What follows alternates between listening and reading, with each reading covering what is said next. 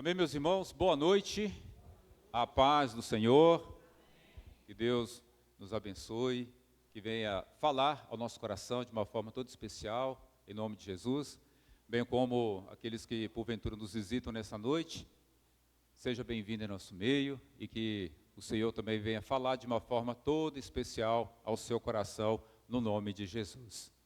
Amém, queridos?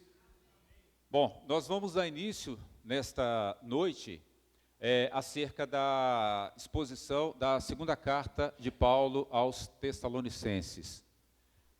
São, na verdade, uma carta curta, são apenas 3 capítulos, mas, meus irmãos, é uma carta extremamente profunda, assim como a primeira carta nos trouxe uma riqueza, um tesouro tão grande de aprendizado, também de reflexão sobre a nossa vida, como crentes, como igreja. A segunda carta também irá falar muito ao nosso coração. É uma carta pequena, são apenas 3 capítulos, porém, 2 desses capítulos, o apóstolo Paulo, ele estará abordando de uma forma assim, muito especial sobre a segunda volta de Cristo e sobre alguns aspectos escatológicos. É uma carta, meus irmãos, onde Paulo ele recebeu da parte do Senhor uma revelação, obrigado, Chico, uma revelação muito específica acerca da volta de Cristo, se tornando um dos grandes temas tratados, estudados dentro da escatologia, que se refere à segunda volta de Cristo. Amém? Então nós vamos ler do versículo 1 até o versículo 12 do capítulo 1, para darmos início então à exposição da segunda carta de Paulo aos Tessalonicenses. Vamos fazer a leitura? Versículo 1 diz: Paulo, Silvano e Timóteo, a igreja dos Tessalonicenses, em Deus nosso Pai e no Senhor Jesus Cristo. Graça e paz a vós outros da parte de Deus e do Senhor Jesus Cristo. Irmãos, cumpre-nos dar sempre graças a Deus no tocante a vós outros, como é justo, pois a vossa fé cresce sobremaneira e o vosso mútuo amor de uns para com os outros vai aumentando, a tal ponto que nós mesmos nos gloriamos de vós nas igrejas de Deus, à vista da vossa constância e fé em todas as vossas perseguições e nas tribulações que suportais. Sinal evidente do reto juízo de Deus, para que sejais considerados dignos do reino de Deus, pelo qual, com efeito, estais sofrendo. Se de fato é justo para com Deus que ele dê em paga tribulação aos que vos atribulam, e a vós outros que sois atribulados, alívio juntamente conosco, quando do céu se manifestar o Senhor Jesus, com os anjos do seu poder, em chama de fogo, tomando vingança contra os que não conhecem a Deus e contra os que não obedecem ao Evangelho de nosso Senhor Jesus.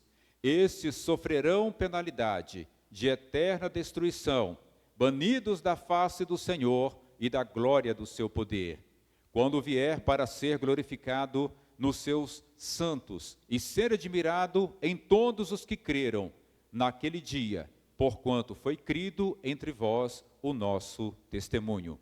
Por isso também não cessamos de orar por vós, para que o nosso Deus vos torne dignos da sua vocação e cumpra com poder todo o propósito de bondade e obra de fé, a fim de que o nome de nosso Senhor Jesus seja glorificado em vós, e vós nele, segundo a graça do nosso Deus e do Senhor Jesus Cristo.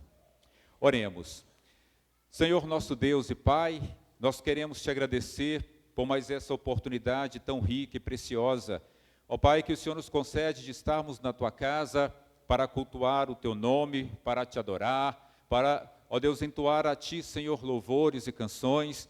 Muito obrigado, ó Pai querido, porque o Senhor tem falado ao coração da tua igreja, Te louvamos porque o Senhor tem falado, ó Pai querido, as nossas vidas pela Tua palavra e pelo Teu Espírito Santo, e nos alegramos, ó Deus, com isso. Pedimos a Ti que venha abençoar-nos, ó Pai, neste momento, ó Deus, onde iremos apresentar a Tua palavra, ó Deus, e que o Teu Espírito Santo venha nos ajudar, ó Deus, na compreensão e também, ó Pai querido, na nossa firmeza de fé, para que possamos ter uma vida junto a Cristo, uma caminhada no Evangelho que glorifica o Teu nome e de forma que, ó Deus querido, a nossa vida, ela seja sempre edificada e fortalecida no Senhor. Nós oramos, ó Pai, agradecidos em nome de Jesus. Amém.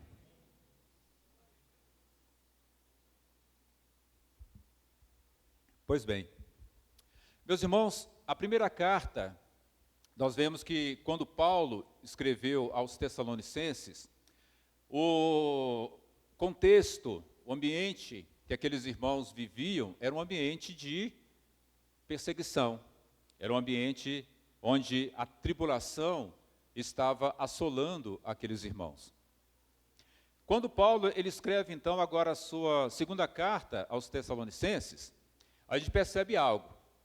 Existe até um ditado, né, que fala que sempre depois da tempestade vem o quê? Vem a bonança. Depois da tempestade vem a calmaria. Né? Só que no caso da igreja de Filipenses, não foi isso que aconteceu. Na primeira carta havia perseguições, havia tribulação, mas na segunda carta, em vez das perseguições e tribulações diminuírem, elas estavam aumentando. Né? Estavam aumentando. Então Paulo, ele vai escrever àqueles irmãos e ele vai dar uma continuidade a um dos pontos que ele trabalhou de uma forma bem direcionada, bem específica, junto àqueles irmãos, que era sobre a volta de Cristo. Como foi pregado e exposto dentro da primeira carta, um dos pontos de dificuldade, um dos pontos de dúvida que estava afligindo o coração de muitos irmãos daquela igreja era a questão sobre a volta de Cristo e como ficariam os seus familiares, os seus parentes que morreram antes de Jesus voltar. Então, Paulo, vendo essa necessidade, lá no capítulo 4, ele vai então falar, ele vai então mostrar, tá? Diga-se de passagem, ali também Paulo recebe, irmãos, uma revelação da parte de Deus, e ele abre ali também um parêntese para estar falando como que será a volta de Cristo e o que irá acontecer com os que morreram em Cristo e com aqueles que estiverem vivos quando Jesus voltar. Então, Paulo ele trabalha esse ponto no capítulo 4, e agora na segunda carta, ele vai dar uma ênfase maior à questão da segunda volta de Cristo.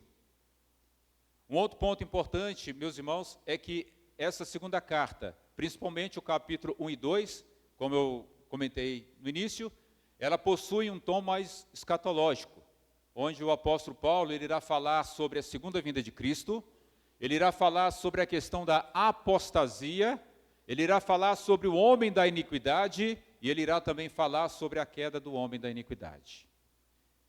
Esses aspectos, embora ele utilizou o contexto, os dias e todo o cenário que os irmãos estavam vivendo naqueles dias, mas Paulo, movido pelo Espírito Santo, ele recebe não somente um direcionamento, mas também uma revelação prévia para entrar num pouco mais de detalhes acerca desses eventos futuros e escatológicos que nem nós ainda passamos, mas que iremos chegar como igreja dentro deste momento. Então, Paulo ele vai dar uma ênfase bastante especial dentro de um tom escatológico, tá? Dentro dos 2 primeiros capítulos.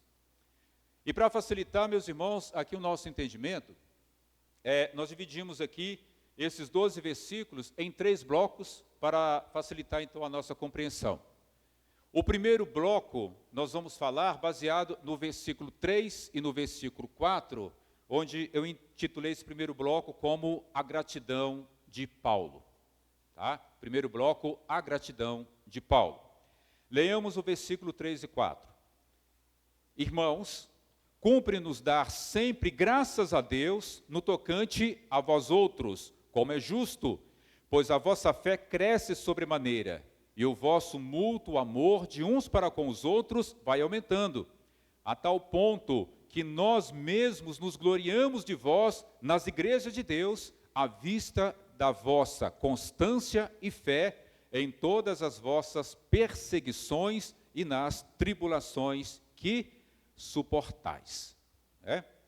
Então, meus irmãos, primeiramente, aqui nós vemos a gratidão de Paulo pela igreja dos Tessalonicenses.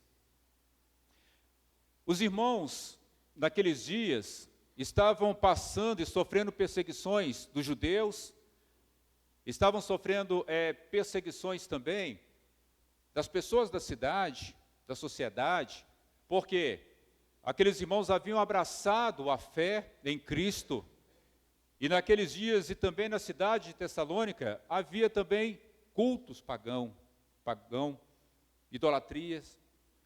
Então, agora a vida que aqueles irmãos estavam vivendo estava ainda agora na contramão daquilo que a sociedade vivia, daquilo que as pessoas achavam que era correto dentro das suas práticas pagãs de culto aos seus deuses. Além disso também, como nós vimos na exposição da primeira carta, havia também alguns falsos mestres. E com certeza, irmãos, a falsa doutrina, o falso ensino, ele gera também pessoas perturbadoras, que perturbam o ambiente, e dentro da igreja, que perturba a igreja. Então, de uma forma geral, aqueles irmãos estavam passando por severa tribulação, por severa perseguição. Mas Paulo, aqui no versículo 13 e versículo 4, nós vemos que Paulo, meus irmãos, ele começa a falar, primeiramente dando ele mesmo um exemplo de gratidão. Porque no capítulo 5, no versículo 18, Paulo orientando e ensinando os irmãos, ele vai falar o seguinte, que em tudo nós temos que dar graças, pois esta é a vontade de Deus em Cristo Jesus. E aqui nós vemos que Paulo, ele começa a falar agora com a igreja, dando graças a Deus pela igreja, dando graças a Deus pela vida dos irmãos. Ou seja, em vez de Paulo, ele ficar aborrecido com alguns irmãos rebeldes, com alguns irmãos que estavam com comportamentos, não muito aprovados naquele cenário de perseguição e tribulação, Paulo, ele se alegra com aqueles irmãos que estavam perseverando na sua fé, na sua caminhada, estavam se fortalecendo na fé, estavam desenvolvendo e aprimorando o amor mutuamente.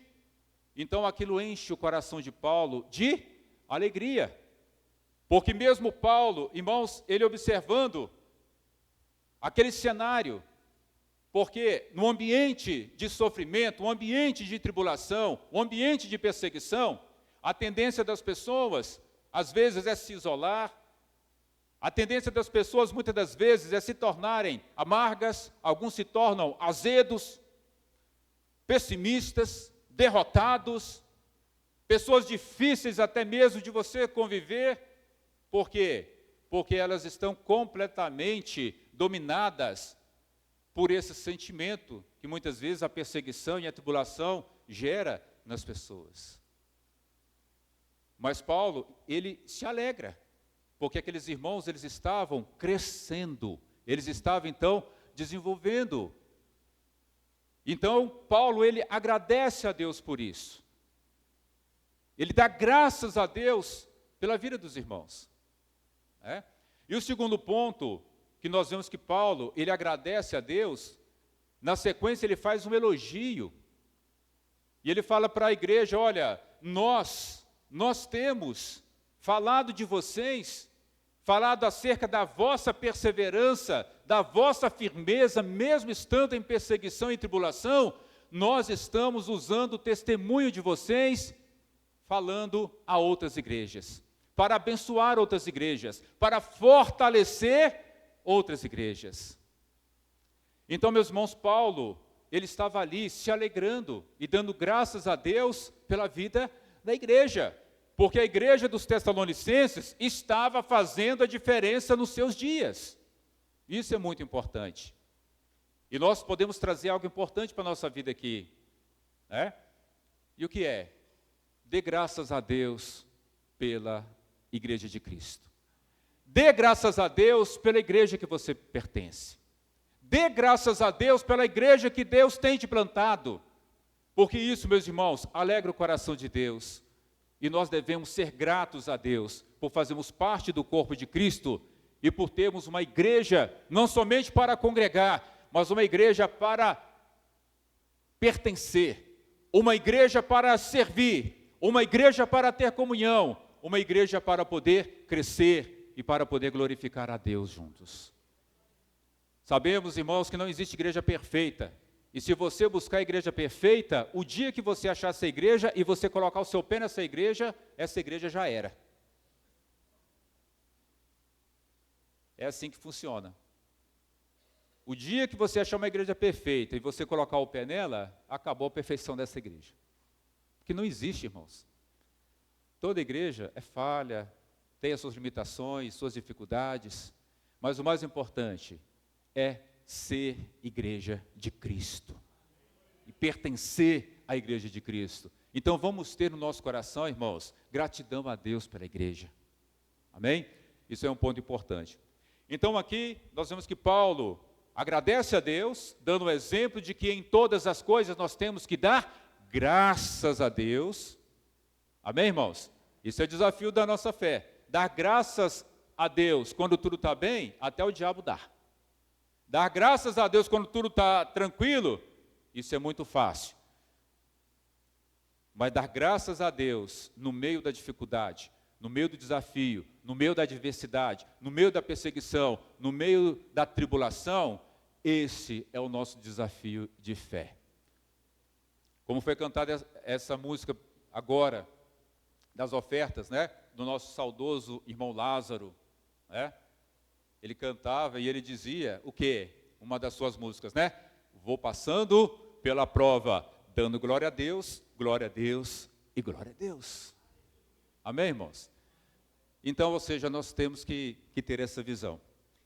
Então, ainda dentro desse primeiro bloco, sobre a gratidão de Paulo, então Paulo ele vai destacar 3 áreas, né, que sobressaiu não somente aos seus olhos, mas sobressaiu também em testemunho de fé que estava alcançando outras igrejas através desses irmãos da igreja de Tessalônica.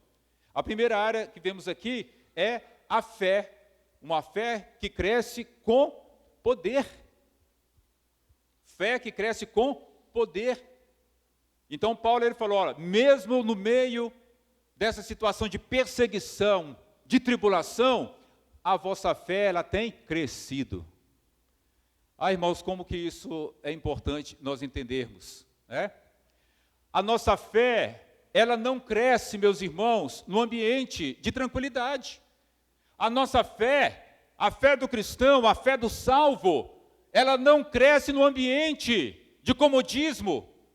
A nossa fé, ela não cresce, ela não é aperfeiçoada no ambiente água com açúcar. A fé do salvo, a fé do cristão, ela é aperfeiçoada, ela é fortalecida. É no ambiente, meus irmãos, de batalha. É no ambiente, sim, de tribulação, de perseguição, onde as coisas são colocadas à prova.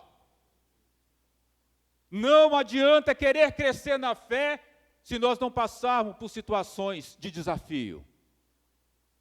Quem quer crescer na fé precisa entender que precisa passar pelos desafios, pelas adversidades da vida, mas olhando e confiando no Senhor.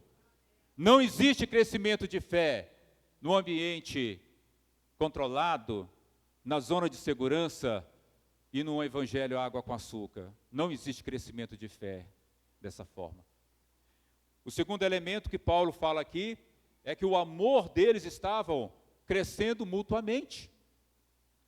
Isso, meus irmãos, é importante também, porque em ambiente de perseguição, em ambiente de tribulação, em ambiente de dificuldade, as pessoas, elas tendem a ser mais fechadas, a ser mais reprimidas, a serem menos abertas para poder ajudar a se doar.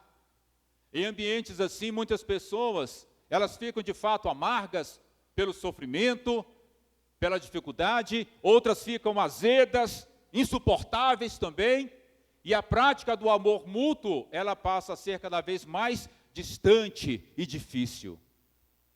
As pessoas têm menos disposição para poder amar, para poder ajudar, para poder se doar. Mas o que estava acontecendo com a igreja de Tessalônica era o contrário. Naquele ambiente de dificuldade, o amor dos irmãos estava aumentando.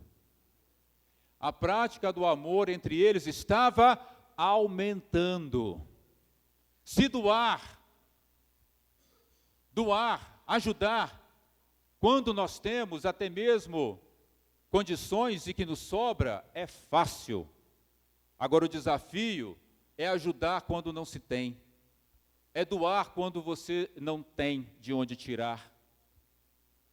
O desafio, muitas das vezes, é você se colocar em condição de amar um próximo, amar um irmão, amar alguém que necessita, e você não tem recurso. Não somente recurso financeiro, mas algum outro tipo de recurso, o seu tempo, por exemplo, a sua paciência, o seu ouvido, o seu olhar de misericórdia, de compaixão. Quantas pessoas que quando estão nessa situação, têm dificuldade para demonstrar o amor e pensam, puxa vida, eu já tenho os meus problemas, eu estou com tanto problema, estou com tanta dificuldade e ainda aparece alguém querendo que eu ajude.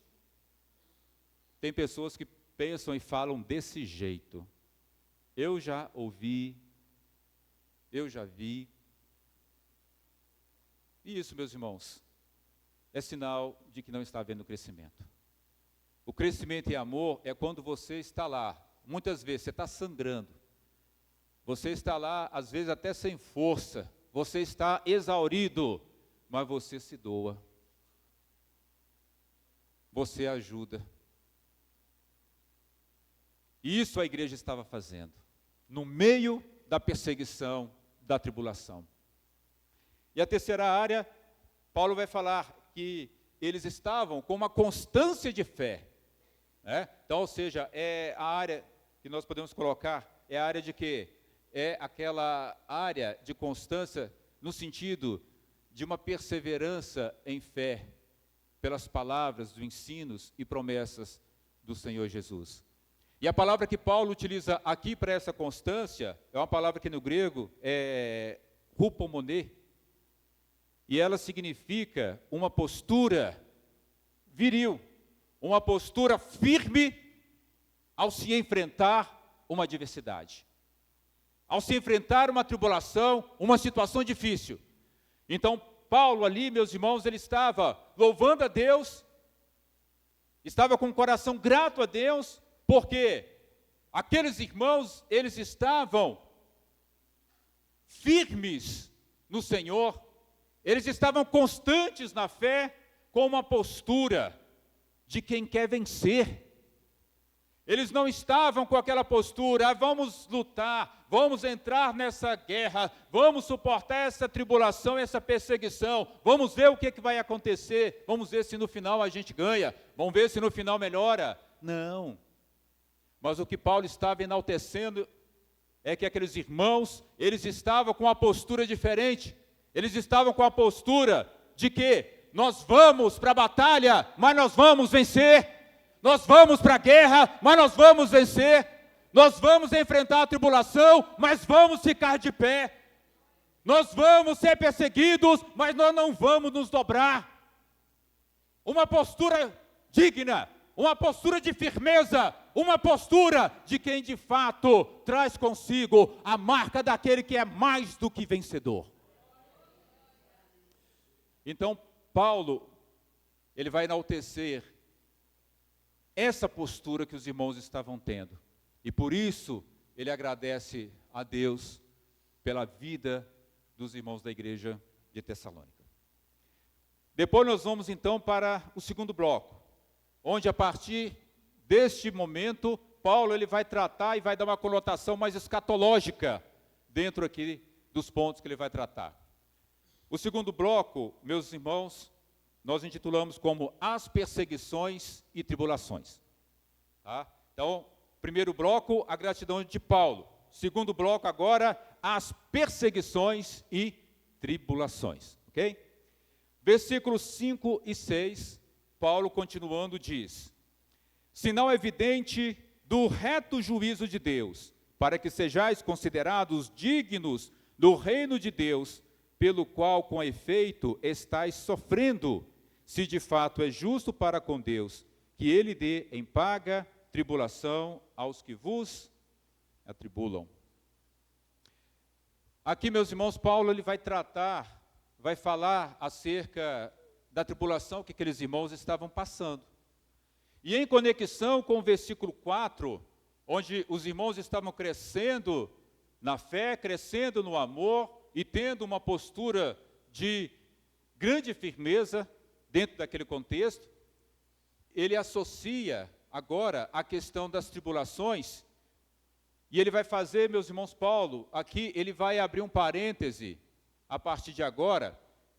É como se Paulo, ele agora abre um parêntese e ele começa a passar um pouco da revelação que ele estava recebendo acerca da tribulação e acerca da volta de Cristo, sendo que essa visão ela seria aperfeiçoada, ela seria recebida de forma plena com João, lá na ilha de Pátimo, quase 30 anos depois, quando João recebe essa revelação e escreve o livro de Apocalipse. Então aqui Paulo, ele dá uma ênfase, ele utiliza a perseguição e a tribulação que os irmãos estavam vivendo naqueles dias, e Paulo agora ele abre, irmãos, uma janela para mostrar a questão futura da igreja. A questão futura que a igreja ela haverá ainda de passar. E essa questão, irmãos, sobre a tribulação na vida da igreja, é um dos pontos que é mais discutido dentro da chamada escatologia. E é inevitável, irmãos, nós não falarmos acerca dessa pergunta. A igreja irá passar pela grande tribulação? Essa é uma pergunta. Assim como existe também vários debates acerca dos arminianos e dos calvinistas, se perde ou não a salvação, da mesma forma esse tema acerca da igreja passar ou não passar pela grande tribulação é um dos pontos de grande discussão dentro da escatologia. Então, dentro, irmãos, desse viés que Paulo ele começa a trazer agora, com a visão futurística, com a visão escatológica, eu quero trazer rapidamente aqui para os irmãos 3 conceitos que são os mais discutidos, são os mais disseminados dentro da teologia, dentro dos estudiosos. A questão da tribulação, existe o primeiro grupo que defende a ideia, eles são chamados os pré-tribulacionistas. E o que significa isso? Essa visão, eles entendem o seguinte, que como Deus, ele tem um plano especial para Israel, para tratar com Israel, para trabalhar com Israel, e como Deus tem um plano em executar juízo sobre todas as nações que irão se levantar sobre Israel, então, os pré-tribulacionistas, eles entendem que a volta de Jesus, ela vai acontecer de 2 vezes. Ela vai acontecer de uma forma primeiro invisível. Jesus, ele vem e ele arrebata a igreja. Ou seja, os crentes, eles vão ser arrebatados, ninguém vai ver. Mas depois vem a segunda vinda. A segunda vinda, Jesus, ele vem de uma forma gloriosa, de uma forma visível, para estar executando, então, o seu juízo. Então, na visão dos pré-tribulacionistas, a igreja, ela não vai passar pela grande tribulação, porque esse chamado período da grande tribulação, que corresponde dentro dessas linhas, há 7 anos, 3 anos e meio de uma falsa paz e 3 anos e meio de uma grande perseguição, uma grande tribulação, onde Deus irá executar os juízos descritos nas trombetas e nos selos lá de Apocalipse, como Deus precisa tratar com Israel e com as nações que irão se levantar contra Israel. Deus ele vai retirar a igreja. Deus vai arrebatar a igreja antes da grande tribulação. Então, dentro dessa visão, a igreja não passa pela grande tribulação. Aí existe uma segunda linha de pensamento, os chamados, meso ou mid-tribulacionistas. Ou seja, eles acreditam muito próximos dos pré-tribulacionistas, mas com uma diferença. Para eles, Jesus, ele volta e arrebata a igreja na metade do período da grande tribulação. Quando completar os 3 anos e meio, Jesus volta e leva, então, a igreja.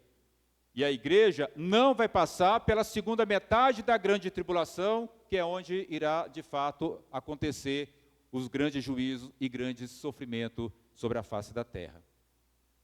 E existe a terceira linha de pensamento, que são os pós-tribulacionistas. Estes entendem que a igreja irá passar pela grande tribulação.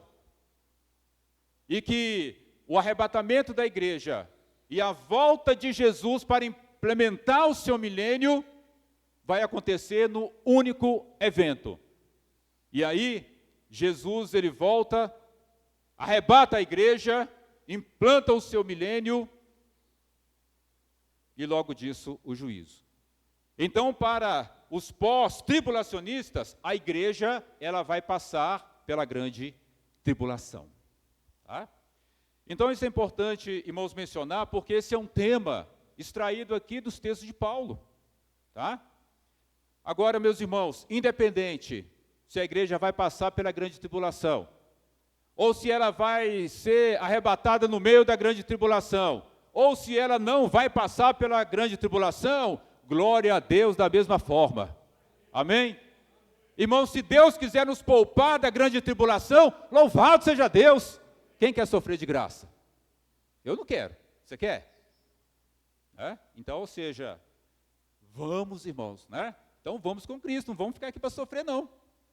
Agora, se Deus achar que nós deveremos passar pela grande tribulação e sofrer por causa do amor a Cristo, irmãos, assim seja, porque Ele estará conosco, Ele vai nos sustentar, Ele vai nos capacitar, Ele vai derramar graça em nossas vidas e, de fato, nós passaremos pela grande tribulação, seremos mais do que vitoriosos e estaremos com Cristo.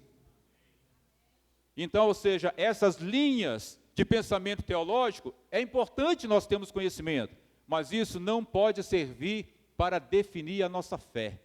Amém, irmãos? A nossa fé está centrada em Cristo. Isso que importa. A presença de Deus em nossa vida é que importa, Então, feito isso, meus irmãos, Paulo ele vai entrar no versículo 7 e no versículo 8, e ele vai agora dizer o seguinte: e a vós outros que sois atribulados, alívio juntamente conosco.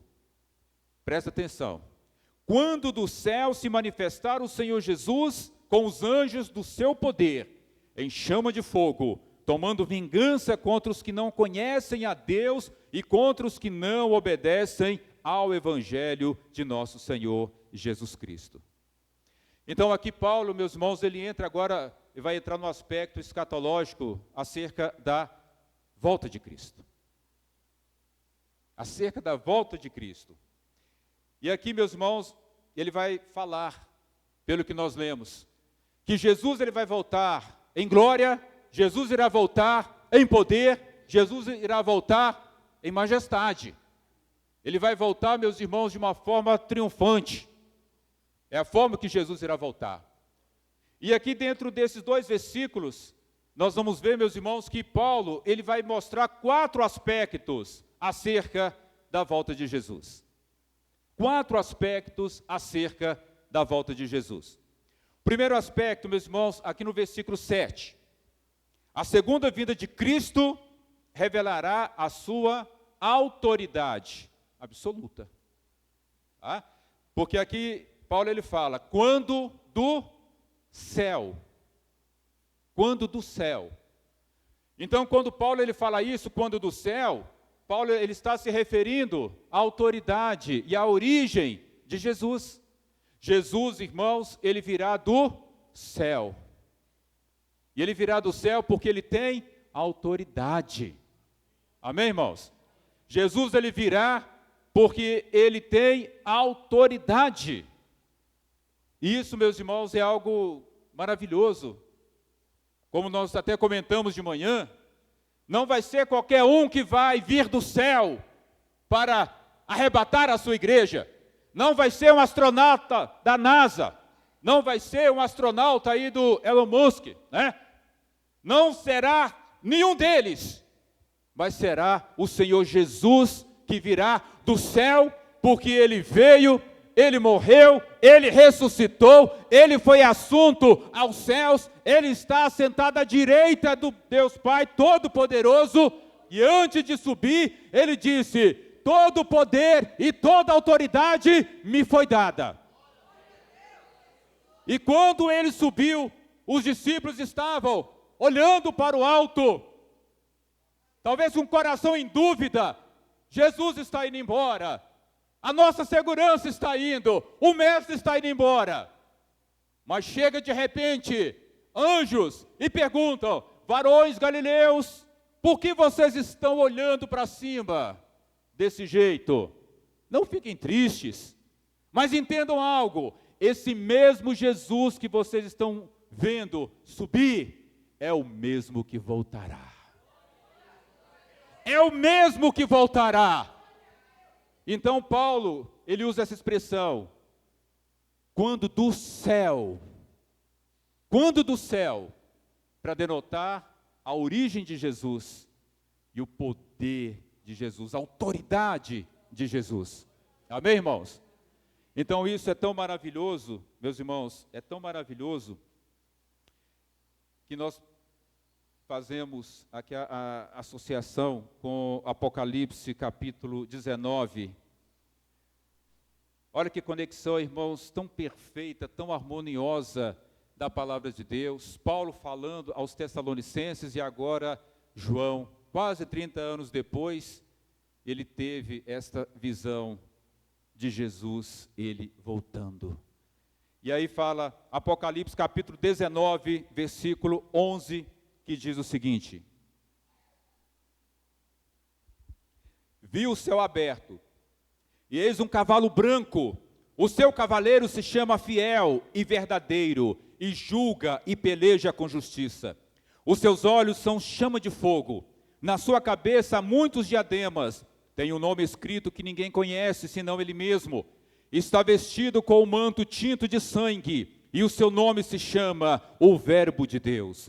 E seguia-nos os exércitos que há no céu, montando cavalos brancos, com vestiduras de linho finíssimo, branco e puro.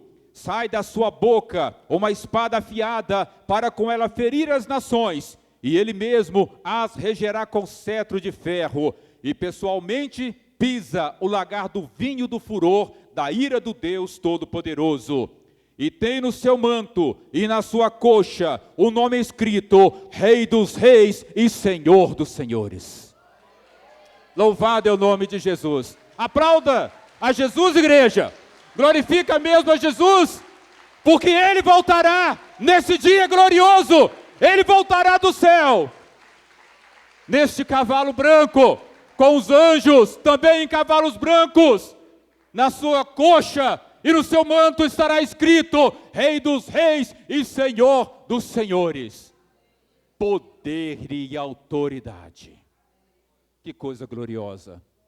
Então esse é o primeiro aspecto que Paulo ele vai falar, que Jesus ele virá na sua segunda vinda com autoridade absoluta. O segundo aspecto da volta de Jesus que Paulo trata aqui, a segunda vinda de Cristo, ela será pessoal e será visível. Ele fala, quando do céu se manifestar o Senhor Jesus.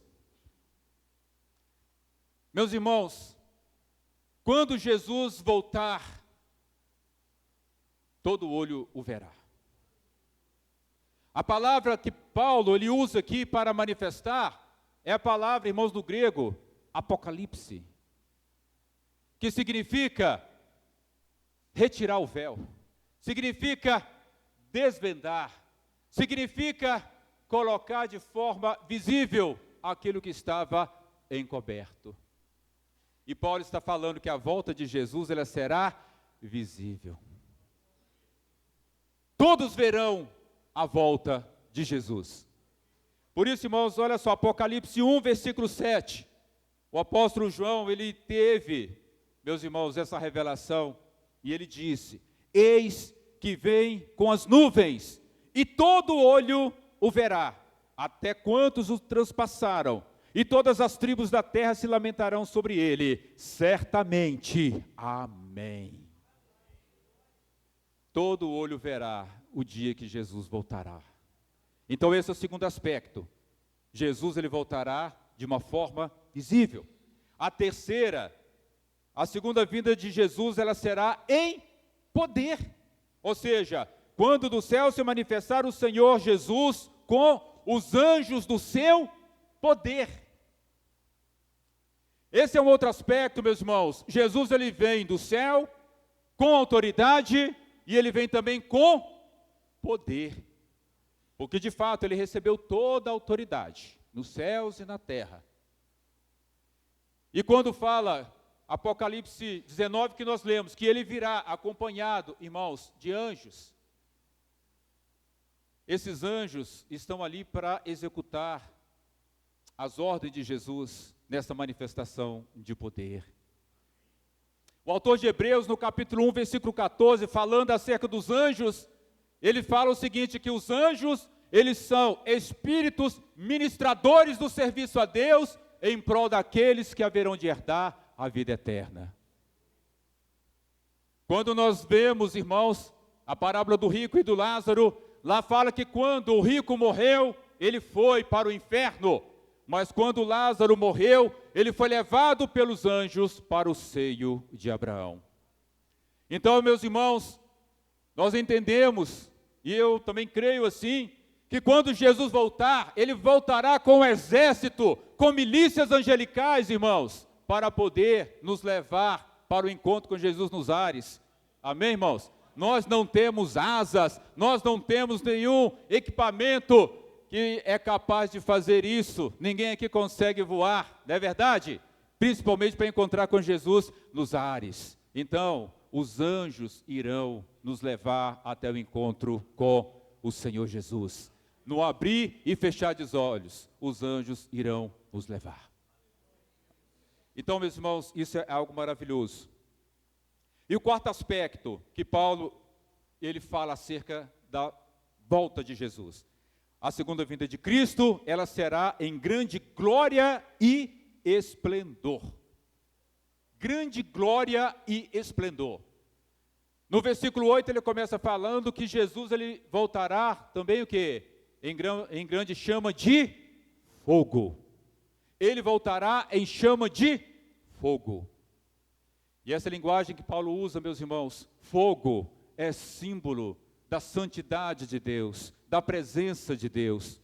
Deus, quando chamou Moisés, se manifestou a Moisés no meio do fogo, na sarça ardente. Fogo também significa juízo, justiça. Semana passada nós ouvimos a ministração de segunda carta de Pedro pela pastora Simone, onde o apóstolo Pedro também recebendo parte dessa revelação, até mesmo antes de João, falando que o mundo, ele irá perecer pelo fogo do juízo de Deus. Então nós vemos, irmãos, que Paulo, ele coloca também este elemento dentro do aspecto da volta de Jesus, porque aqui, Jesus, ele voltará com grande resplendor e glória, porque ele não voltará como cordeiro, ele não voltará como simplesmente uma pessoa humilde, ele não voltará como um advogado, mas ele voltará como juiz. Ele voltará com poder, com autoridade de um juiz, porque ele é o Senhor e tem toda a autoridade. Amém, irmãos? Então esses são os 4 aspectos, né, da volta de Jesus que Paulo coloca de uma forma tão gloriosa, tão importante aqui para a nossa vida. E por fim, nós temos o terceiro bloco. O terceiro bloco intitulamos como o juízo, o tempo da recompensa e o tempo da retribuição. E o que significa isso? Vamos ler o versículo 9 e o versículo 10. Estes sofrerão penalidade de eterna destruição, banidos da face do Senhor e da glória do seu poder, quando vier para ser glorificado nos seus santos e ser admirado em todos os que creram naquele dia, porquanto foi crido entre vós o nosso testemunho. Aqui, meus irmãos, sobre a questão do juízo. O que é que Paulo está falando aqui? Irmãos, no dia que Jesus voltar e no dia que ele executar o seu juízo, será um dia glorioso para os salvos em Cristo. Será um dia glorioso para os salvos. Mas em compensação, será um dia, meus irmãos, de uma grande tormenta para os ímpios. Uma grande tormenta para os ímpios. E dentro de todo esse contexto que Paulo ele começa, né, a mostrar, dentro desse viés escatológico, ele vai falar aqui sobre a severidade, irmãos, do juízo. E aqui ele vai listar alguns pontos referentes ao juízo que nós devemos também entender. Ele lista, irmãos, 6 aspectos desse juízo, tá? Onde eu quero apenas mencioná-los com os irmãos. O primeiro deles, qual é o propósito do julgamento? Jesus ele voltará para aplicar o quê? A justiça. Quando ele estava aqui, ele diz: eu não vim para julgar o mundo. Eu não vim para condenar o mundo, mas eu vim para salvar. Agora no juízo é outra situação. Ele vem para executar o juízo. O segundo aspecto, a segunda verdade. Quem vai ser o executor desse juízo? O próprio Senhor Jesus. Terceira verdade, ou terceiro aspecto. Qual o povo vai ser julgado? Ou seja, os salvos vai ser um dia glorioso, porque nós vamos estar com Cristo. O crente ele vai ser julgado? Sim. Ele vai passar pelo tribunal de Cristo, mas não para condenação. Mas ele vai ser julgado, onde as suas obras serão passadas pelo fogo, mas para fins de galardão, não para fins de condenação. Mas, principalmente no juízo, quem é o foco desse juízo? Os ímpios. Como o próprio apóstolo Paulo disse, aqueles que não conhecem a Deus e não obedecem ao Evangelho de Jesus Cristo. O juízo vai ser direto para essas pessoas. Quarto aspecto, ou quarta verdade acerca do julgamento. A penalidade do julgamento dos ímpios. Qual vai ser? Terrível, irmãos. Aqui o versículo 11, ele diz: estes sofrerão penalidade de eterna destruição, banidos da face do Senhor e da glória do seu poder. É associado, né, aí a Apocalipse 20, a partir do versículo 11, né, ou seja, o julgamento do grande trono branco, o trono de Deus. Os ímpios passarão por esse julgamento. Serão julgados, serão condenados e lançados no lago de fogo. Então, ou seja, é muito triste, né, irmãos? A gente imaginar pessoas que convivem conosco aqui hoje, fazem parte do nosso relacionamento, mas que, se morrerem sem Cristo, o que os aguarda é esse juízo. Então nós temos que refletir, né, como igreja. A gente tem pregado o Evangelho para as pessoas, a gente tem testemunhado de Cristo para as pessoas, a gente tem feito algo para que as pessoas não passem por esse juízo e estejam conosco. Então nós precisamos refletir, né? E a última verdade, o último aspecto que Paulo traz acerca do juízo, né? Se de um lado tem a condenação, por outro lado tem o livramento da condenação. E esse livramento da condenação, irmãos, é para os salvos, é para os crentes salvos, né? Então, ou seja, os salvos são dignos e serão glorificados em Cristo, conforme o versículo 11 e 12, ao terminar essa primeira parte, né, aqui do capítulo 1, onde Paulo ele vai dizer aos irmãos: por isso também não cessamos de orar por vós, para que o nosso Deus vos torne dignos da sua vocação, e cumpra com poder todo o propósito de bondade e obra de fé, a fim de que o nome de nosso Senhor Jesus Cristo seja glorificado em vós, e vós nele, segundo a graça do nosso Deus e do nosso Senhor Jesus Cristo. Amém, irmãos? Ou seja, o cristão que glorifica a Jesus Cristo, ele será glorificado em Cristo no dia do juízo. Amém? Então, meus irmãos, com isso, nós finalizamos aqui essa breve exposição, porque, como semana passada a pastora Simone leu, um dos textos, né, um dos versículos onde o apóstolo Pedro, ele fala de Paulo, e ele fala que o nosso amado irmão Paulo, por vezes, ele escreve coisas muito difíceis de entender, né? Ou seja, irmãos, isso aqui faz parte de uma das coisas difíceis que Pedro estava falando. Por isso, nós temos que buscar, irmãos, de Deus, entendimento, unção do Espírito Santo, enchimento do Espírito Santo, estudar a palavra de Deus, para que o Senhor venha ministrar ao nosso coração, à nossa vida, venha nos fortalecer na nossa fé, de forma que nós tenhamos as nossas convicções de fé, para permanecermos, irmãos, firmados em todo contexto de tribulação, de perseguição que a gente venha passar hoje, e se Deus permitir que a gente passe e esteja vivo para enfrentar a grande tribulação, nos dias vindouros também. Para finalizar, quero trazer duas aplicações bem objetivas. A primeira delas: qual tem sido a nossa postura frente às perseguições que temos vivido atualmente? Ou seja, como que eu e você, nós temos nos portado frente às adversidades que enfrentamos, as tribulações ou perseguições que a gente venha a sofrer? Como é que a gente está passando? Qual a postura que a gente está tendo? E a segunda reflexão: nós, crentes salvos em Jesus, estamos preparados para passar pela grande tribulação descrita por Paulo? Ou seja, se hoje no nosso contexto de tribulação, que diga-se de passagem, nem se compara àquela que está por vir,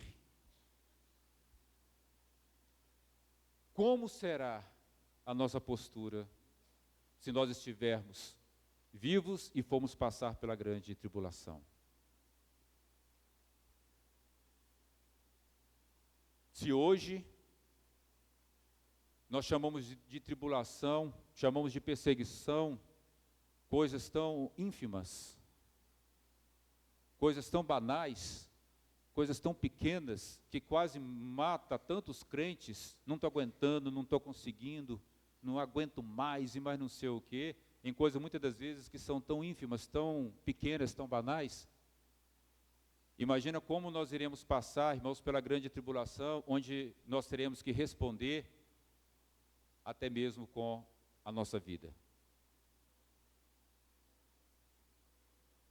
Por isso, meus irmãos, é uma preciosidade, é uma maravilha, é uma oportunidade de ouro que nós temos tido na igreja em estudar estas cartas, porque Deus, Ele está nos preparando.